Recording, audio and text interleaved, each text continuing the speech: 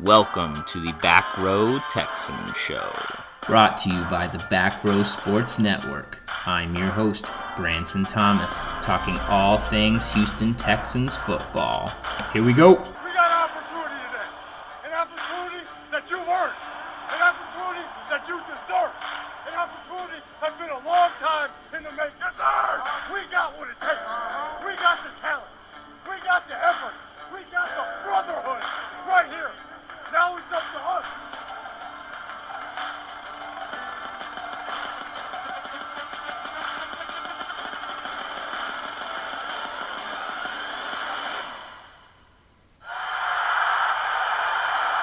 Woo! Draft week! Welcome back, Texans fans. This is episode 3 of the Back Row Texans Show. And on today's pod, we're going to talk a little bit about the draft. I'll go over our network mock draft that we did with 12 of our current podcasting teams and a few trade rumors involving the Texans, one of which is supposedly already set in place involving a big-time player currently on your Texans roster. So without further ado, let's get going. Like I said, it's draft week now, and I am super pumped. We get some substantial football stuff to watch. I mean, I'm not sure how it's going to look on TV, what they're going to do, but it's still something, and a lot of people are definitely going to be using this as a distraction. And it is a good distraction for what's going on lately in the world. And if you're not excited about this draft, then you're not a true football fan. I'll even go out on a limb and say you're not even a big sports fan. There literally has been nothing in the sports world going on lately. Everybody is going to be there watching this. That being said, the NFL smartly decided to do a mock draft with all their GMs on Monday, just to show everyone how it's going to be. And as you would expect, it did not go very smoothly. There were quite a few glitches and communication issues that led several GMs to, get upset with this whole process and just kind of backlash about it. A couple of them even went public with things. One of them said there are early communication issues because 32 of us are on a conference call and we didn't hit mute. Sounds awful.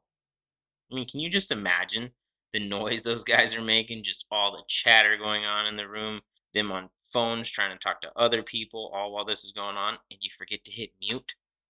It's just pure chaos, and it's only going to get worse on draft day. No way they're going to forget to hit mute. There's no way they're not going to forget to get mute, excuse me. Then there were other issues that were brought up. The clock issues. The NFL announced that they will stop the clock and allow trades to continue on. The other issue was bandwidth. You have people complaining that they're running out of bandwidth. There's not enough bandwidth. If you're a GM or a coach and you're in one room of your house, let's say your router's all the way across, and you've got children there playing video games online, streaming movies, your bandwidth drops and, well, shoot, you just missed your pick. So they've got all kinds of stuff like this. I mean, personally, if I was one of those guys, I'd be sending everybody in my household outside, their mom's house, basement, anywhere but that house when I'm doing my draft. So the NFL only has a few days between the mock and the real deal to get all these issues ironed out. They're going to be highly criticized by not only the fans and the media, but also the teams themselves. Many of those teams thought the draft should have been delayed with what's going on in the world. And with no other sports available to distract everyone, that means there's going to be even more eyes on this year's NFL draft than previous ones. Good luck, Roger Goodell, and I hope everything goes smoothly for my sanity and for everyone else's.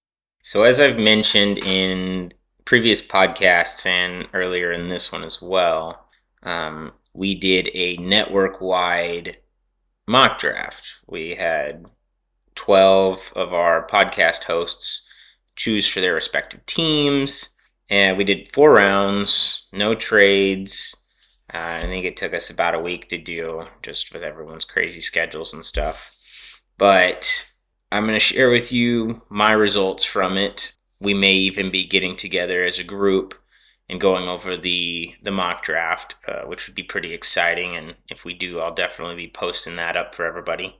But without further ado, Houston does not have a first-round pick. I kind of hope it stays that way. I really don't want them trading off all their assets for a first-round pick. So we have pick 40. A couple guys were sitting around when we started round 2 that I was interested in, interior defensive lineman Neville Gallimore was a big one I wanted to look at. Patrick Queen, the linebacker, I'd love to have him on the team as well. And then the safety, Grant Delpit, which right now seems to be my number one person I want drafted for the Texans right now. The more and more I go about this, I'm getting more hyped up on him, wanting him to be alongside Justin Reed. Well, he got picked by Miami the pick before me. Thank you, Bark. Appreciate that one. So I ended up taking TCU's defensive lineman, Ross Blacklock. We did lose DJ Reader, and he definitely would help, beef up the interior part. We currently have Brandon Dunn, Timmy Jurgen. I'm a huge fan of Timmy, but there are the health issues. And if he does stay healthy, then great. Blacklock gets to learn behind him, and he is an amazing defensive lineman. If he doesn't stay healthy, then Dunn and Blacklock can rotate in there and be our guys. He's 6'3", 290 pounds. So he's not the biggest guy, but, he's pretty finesse with his hands. The Texans even actually had a workout with him, a physical workout with him prior to everything getting shut down by COVID. So them being able to see him in person, I think, is definitely going to sway their decision a little more once you get between certain guys.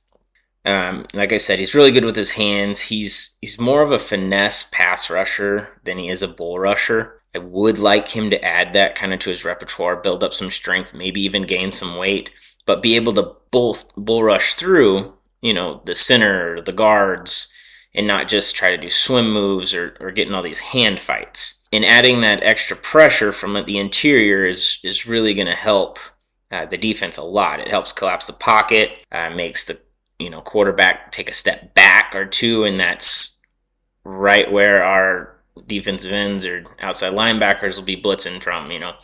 Merciless is great. He's got super speed. He gets around the edge.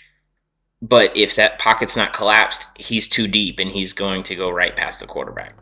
So if we can get interior pressure and move that pocket back, it's going to go right into Merciless, right into Watt. It's really going to help. So I think defensive line is a huge need. Bill O'Brien, in his press conference the other day, said secondary and defensive line specifically in the call for draft. So we'll see if that's just smoke. I hope not. I do think we need to address those issues. But either way, so at pick 40, we took Blacklock.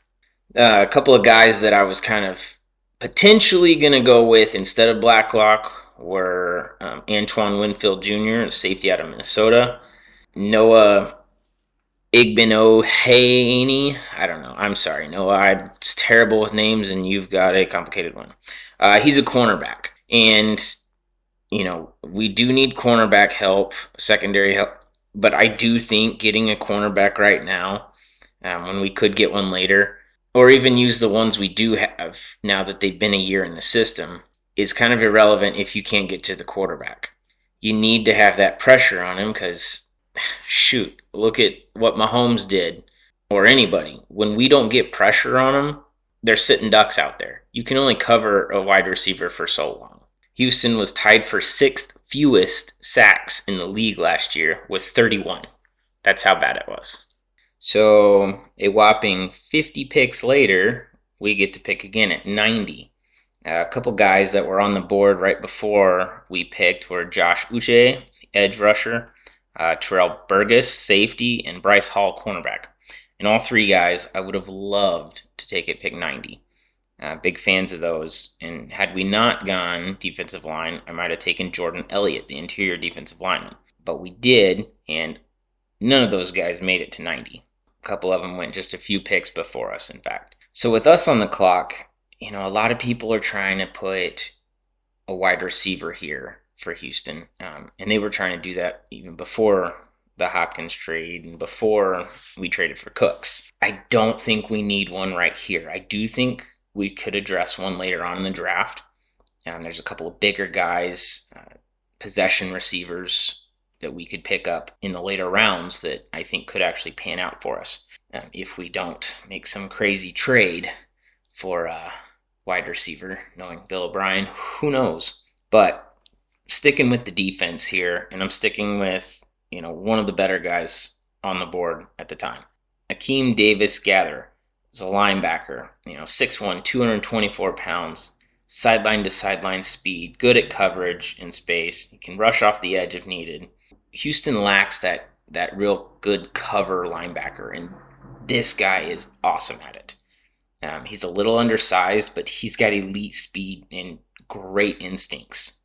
He'd be able to come in, cover tight ends if we needed to. He could rush off the edge and downs. He's got that speed. Special teams. He's going to be on special teams for sure. And, with his speed and tackling ability, which he's solid at, he definitely could be effective there. And like I said, we could wait on wide receiver because that's really the only other thing that I was seeing right in this spot.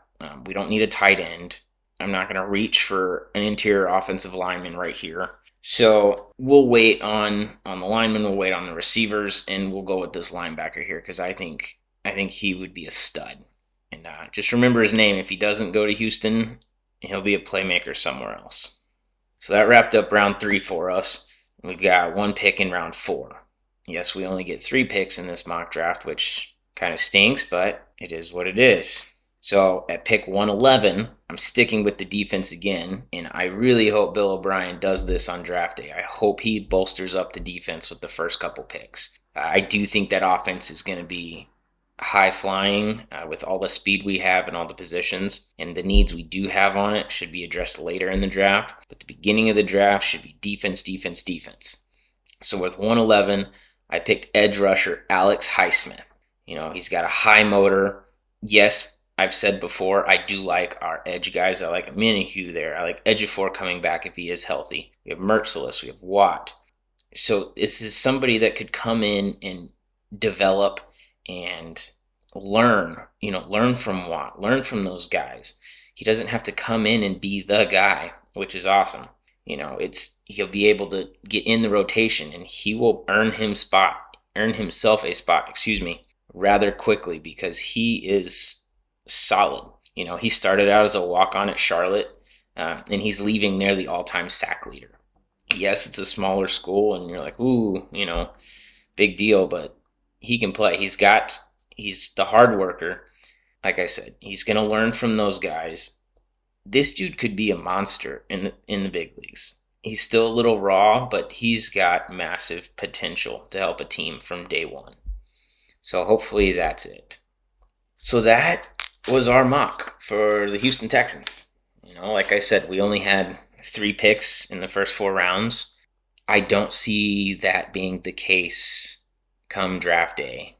We start our draft on day 2. Like I said, hopefully it stays that way. I don't want to use what little assets we have early on to move up. But I do see us, however, moving back in the draft. I can see us if you don't have a Grant Delpit there. You don't have somebody you are just like itching to get. Trade back from 40. You could trade back to 60 and then pick up another second or a third rounder. Because 50 picks between 40 and 90, that's a long time. So if we can move back a little bit and pick up a few more picks, shoot, that would be awesome. I know a couple mock drafts I did where you could do trades. Somebody jumped up from, the 4th round or late 3rd round to 40, and we got their first round picks next year out of it. I'd almost settle for that too, just to make up since we don't have one next year. But I can definitely see us trading back at 40, and I can also see it at 90 as well. So we'll see how that goes. What does the general always call him? Trader Bill. he's probably not done yet. So we will see. But, for the draft, we have 3 7th-round picks. And typically, most people don't think much of them. You grab a guy here or there, hit on a special teams guy, or, you're trying to find a flyer. But this year, I think they're going to be a little more valuable than what they're typically looked at. They're, with the lack of in-person workouts and interviews, it's going to make it a lot harder for teams to find those diamonds in the rough. They're not going to be able to see, oh, hey, when that guy came here, did you see what he did there? We should be able to develop that. He's got this potential here. I liked how he worked right there. With just little things like that. And the rookie free agent frenzy, as they call it, that happens as soon as the draft concludes, that's going to be even more important. Well, I should say more difficult, actually, for teams to get those players. Like I said, they're not able to go watch them on pro days. They're not able to do in-person interviews and really get a feel for them. It's a whole different thing being right in front of somebody than it is, chatting on the phone or FaceTiming or Skyping, whatever they're going to be doing.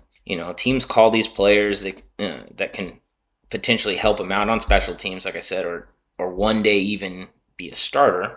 And there's there's a pretty big cost difference in drafting them in the 7th round as opposed to signing them as a free agent. But it's almost worth it to get your guy, to make sure you're going to get your guy. Some other team could offer a bigger signing bonus, or maybe they're more local to that player, or he was a fan growing up. So, those are ways that you could lose out on potential guys in free agency that way. So by having these 3 picks in the 7th, they can get a jump start on that process. Go get the guys that they are really wanting instead of waiting and risking losing them to free agency. Now, they're still going to go out and get players after the draft like everyone else does. And Houston's actually done a decent job of it. Shoot, Dylan Cole, one of my favorite players, if he can stay healthy, he was after the fact. And I thought he was going to get drafted in like the 5th or 6th round, to be honest with you. So I was super pumped to hear him. So I'm looking forward to that, looking to see who they get. But I really think they'll use those 7th rounders, hopefully wisely, and get some guys that we could really use. So now that we're done with the mock draft and draft talk for today, let's talk about some trade rumors that have kind of been floating around. We've got several media outlets and other people have shared that they think Kenny Stills and Kiki QT are on the way out. They are going to be traded. By all means, you can trade Kiki. I was a big fan of him coming out of Tech when we drafted him, but he just apparently didn't show the work ethic Bill O'Brien wanted, wasn't picking up on the games. I mean, he has 2 amazing games, double-digit catches over 100 yards, both of which are against the Colts. Maybe we could show that film again to the Colts and get a 5th or 6th round pick for him, because he's not going to get much more than that. But as for Stills, I do not think it's a good idea to trade him. Let me repeat that. I do not want them to trade Stills. Stills is super underrated. He came in last year, was his first year with Deshaun Watson, and he was super efficient. Can you imagine after another year of being with him? Yes, he seems like the odd man out. You've got Cooks and Fuller on the outside and Cobb on the inside. But all 3 of those guys I just named have some kind of injury history to them. If you keep Stills, you've got 4 solid wide receivers. If one goes down, you still have 3. That's better than a lot of teams. If 2 go down, you still have 2 good guys. That is still better than a lot of teams. And you can keep this offense going. If you only have 1 good one, it's not going to work because the defense will just cover that guy and he'll be done. So you got to keep Stills, if not for insurance, just because he is a solid wide receiver for us. And I do think he is going to do a lot better this year than he did last year. So I wouldn't be surprised if they do a lot more 4 wide receiver sets and just start torching everybody on the field. I'd be okay with that. I'm sure a lot of people would too. The other trade that I mentioned earlier that is supposedly already set up and ready to go Texans Storm Report is the one who broke this, and he said he got a text from a scout saying there's a trade already in place. It was for middle linebacker Benardrick McKinney to the Miami Dolphins for a second-round pick. It did not say which second-round pick. That was unclear, but Miami has pick 39 and 56. I don't know if they would necessarily trade 39 straight up for BMAC, but that's kind of what it's seeming like almost. The only way this trade is going down supposedly is if a particular person is still on the board when Miami is picking. Then Houston would trade BMAC to them, and we would take that pick. And I don't know who that person is. Again, it depends on where they're at with it. If it is 39, maybe they're looking for Queen. If they are in fact looking at Patrick Queen, maybe it's to replace McKinney and get cheaper. And Queen is a lot better cover. Maybe it's Zach Bond. If Zach Bond falls, that would be a pretty solid pick as well. But I like BMAC. He's one of my favorites. He's a solid linebacker. He's one of the best run-stopping linebackers in the league. Now, I'm not going to be surprised if this happens, but it almost contradicts what Bill O'Brien, says about rookies not having time to be ready in the season. He said it himself, that the season and off-season cut short and stuff like that. They're not able to get on the field, not able to adjust, learn the system as quickly. So why would you trade your veteran for a rookie linebacker, if that is what it is? It doesn't go with what he's been doing. All of his trades have brought back players. So for him to trade away a player for only picks is kind of against his norm. And if you are going to go off of the cheaper part in trying to save money for future Watson and Tunsil deals, it's going to save you money in the long run. This coming year, it's actually going to cost us about $800,000 in dead cap. The following year, we'd save $7 million on the cap, and the year after that, it's $9.5 million. So they would be saving money that way, but you're definitely going to hurt the run defense. Nobody's going to come in and step up as well in that aspect anyways. If they are going to do this, and it isn't for a linebacker, your backups are Terrell Adams, who we just re-signed, so maybe there was foreshadowing there, and Dylan Cole as the replacements. Now, Adams did a good job last year I think he started 2 games and played in another one, the one BMAC got hurt in. He did a decent job for him filling in, so, maybe that's what sparked this potential trade. They saw Adams as doing well and wanted that. I'm just not sure. But after all the excitement Bill has brought us so far, I fully expect there to be something crazy happening this week in the draft. Like I said, hopefully it's not trading away everything to move up to round 1. I know a lot of people have us trading with San Francisco at 31 to pick somebody up, but that's going to cost us pick 40 and 90. And knowing Bill, probably next year's 3rd round pick. Who knows? So hopefully that doesn't happen. Hopefully we do trade back from 40 if our guy's not there and pick up some more picks. And hopefully Bill O'Brien has us all fooled and has got it figured out and drafts well. Trying to be super hopeful. That's going to be it for the podcast today.